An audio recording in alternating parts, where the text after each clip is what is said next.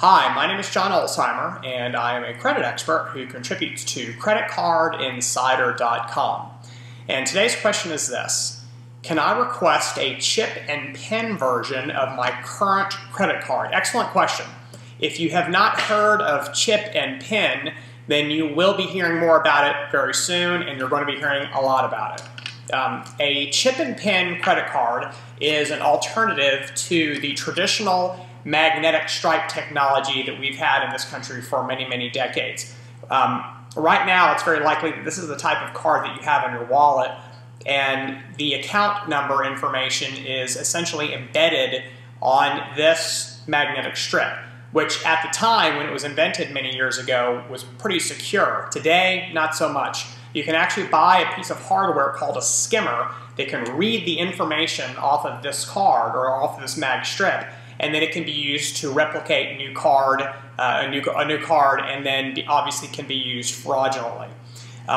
A chip and PIN card essentially is a replacement to this magnetic stripe technology, and it is a microchip that's actually embedded inside of the card that contains the information. And then when you take it and you either swipe it or tap it at checkout, you're going to be asked to enter a PIN, a 4-digit number that's a PIN that will unlock the information on the microchip. And so the theory there is A, it's not as easy to hack as this is, and B, is that if you don't have the PIN, even if you steal the card or steal the information off of the card, you're not going to be able to use it. So the theory is that hopefully chip and PIN makes a pretty considerable dent in credit card fraud.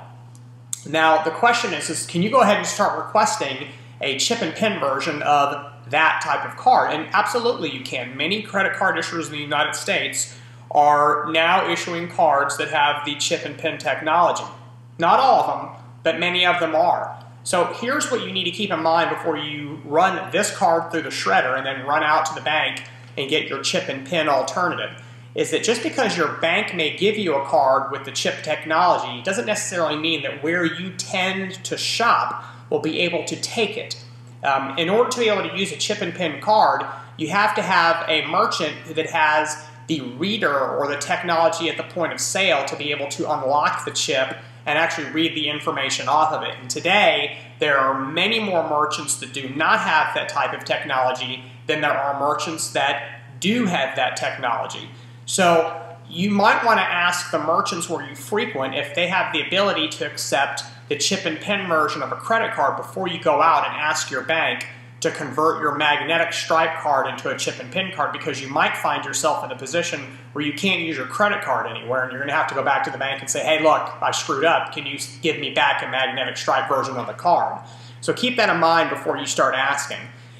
It's very likely that we're 2 to 3 years away from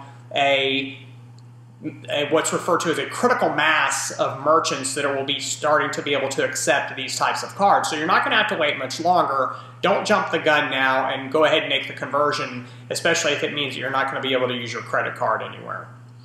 If you have any other questions pertaining to credit or other financial topics, please submit them to creditcardinsider.com or in the comments section below.